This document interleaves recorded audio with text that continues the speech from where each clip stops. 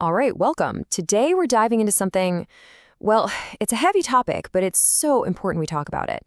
We're going to look at how an idea from the past, a really dark one, is kind of echoing into our future, but in a totally new way, shifting from something the government forced on people to something we might choose for ourselves. So let's just jump right in with this one. You might like eugenics more than you think. Whoa. Okay, that's a statement designed to make you sit up and pay attention, right? It's basically challenging us to get past that gut reaction, that no-way feeling, and actually question what we believe about shaping future generations. It's a really bold claim, so let's unpack it. But, to even begin to understand where this new idea is coming from, we've got to go back. We have to look at the history. And fair warning, the history of this idea is dark. It's all rooted in this so-called science of improving the human race. So what exactly is eugenics? What are we talking about here?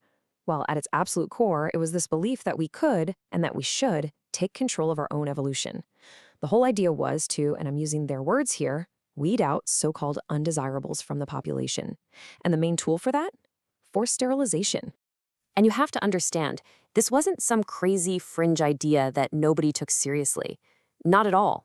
In places like Canada, for example, it was actually supported by really well-known, respected people, prominent figures, and even mainstream community groups.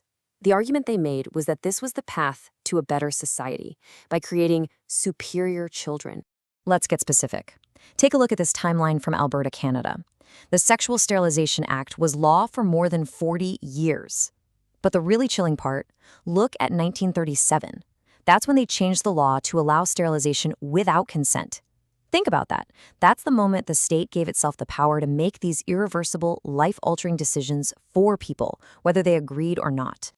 And the scale of this, it's just staggering. 4,785. That number represents the total cases approved by this one board in Alberta. It's so easy to just see a number, but we have to remember, every single one of those was a real person whose ability to have a family was taken from them forever. So you might think, okay, but surely they reviewed each case carefully. Well, take a look at this. The approval rate was 99%. 99. This wasn't some thoughtful panel carefully weighing decisions. It was basically an assembly line. If your case made it to the board, it was almost a foregone conclusion, a rubber stamp. So who were they targeting? Who were these thousands of people? Well, the data is painfully clear. The program was incredibly biased.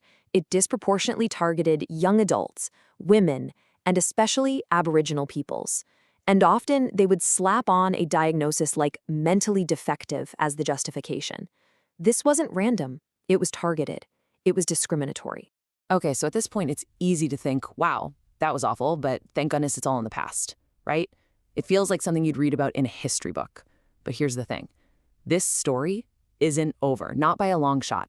The shadow of all of this is still very much with us. I mean, look, the official law in Alberta was repealed, 1972. It's right there in black and white. And when you see that date, it's so tempting to just close the book on it and say, okay, problem solved. That dark chapter is finally over. But it's just not that simple. Check out this quote. This is from a Canadian Senate report that came out in 2023, just last year. And it says, and I'm quoting here, "This horrific practice is not confined to the past, but clearly is continuing today." That's a massive reality check. It's still happening. And lest you think that's just some vague bureaucratic statement, here is a real concrete example. In 2019, not 1949, 2019, a doctor forcibly sterilized an Indigenous woman without her consent, and he was only penalized for it in 2023. So this proves it. The practice is continuing even without a specific eugenics law on the books. Okay, let's shift gears a little bit and talk about a modern idea that connects to all of this. It's called pronatalism. Ever heard of it? The basic idea is that a country or the state believes it's a good thing to have more children, and so the government should create policies that, well, incentivize people to give birth. It's another way of trying to shape the future of a population, right? So how do these two things, eugenics and pronatalism, connect? Well, let's compare them. The old historical eugenics was all about state coercion, force, violence, to purify the population. Modern pronatalism, on the other hand, is about increasing birth rates, but the methods are different. It's about policy incentives and, this is the really crucial part, technology. The method has totally shifted from coercion to something more like persuasion. And this new kind of pronatalism has created some pretty strange bedfellows. You've got tech figures and traditional conservatives all on the same page. A lot of this is driven by a real anxiety over falling birth rates and changing demographics. But the key thing here is how they're championing technologies like IVF and genetic embryo screening to solve the problem. In fact, some of them even joke about it, calling themselves hipster eugenicists. And all of this, it brings us right to the brink of the future, and some really, really thorny ethical questions. Because what happens when we move away from the government forcing this on people and towards what looks and feels a lot like our own individual choice? You know, there's a quote from that old sci-fi movie Gattaca that just captures this new argument perfectly. We have enough imperfection built in already. Your child doesn't need any additional burdens. When you hear it like that, it sounds so reasonable. It almost sounds compassionate, doesn't it? I mean, what parent wouldn't want to give their child the best possible start in life? And that sci-fi method from the movie, it suddenly doesn't feel so much like science fiction anymore. Look at the steps. You fertilize eggs, screen the embryos, get rid of any prejudicial conditions, and then you just select the best candidate. It basically reframes the whole thing as a kind of quality control, creating simply the best of you. This is where the whole modern argument gets really interesting and really tricky. The new proponents are basically trying to rebrand eugenics. They want to separate it completely from its violent, racist history.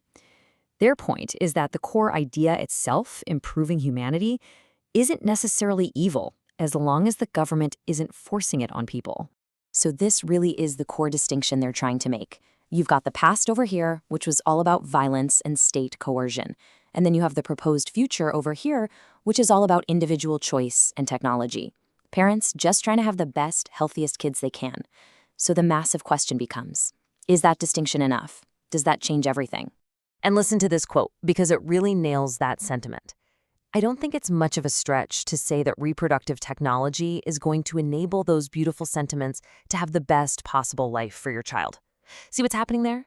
The argument is that this amazing new technology is just a tool that helps parents act on the most natural, loving desire in the world, wanting the best for your kid. So where does all of this leave us? Well, it leaves us with one final, incredibly difficult question about the future we're all building, one individual choice at a time. Here it is. This is the big question we're all left wrestling with. Where do we draw the line between preventing a terrible disease and designing a better human? Of course, we all want healthy children. Nobody wants their child to suffer. But what happens when millions of us make our own private, well-intentioned choices? Do all those individual choices add up to creating a society where some people are literally designed to be better than others? As this technology gives us more and more control, where is that line? At what point does wanting a healthy child turn into a quest for a perfect one? That's the unwritten choice, and it's facing all of us.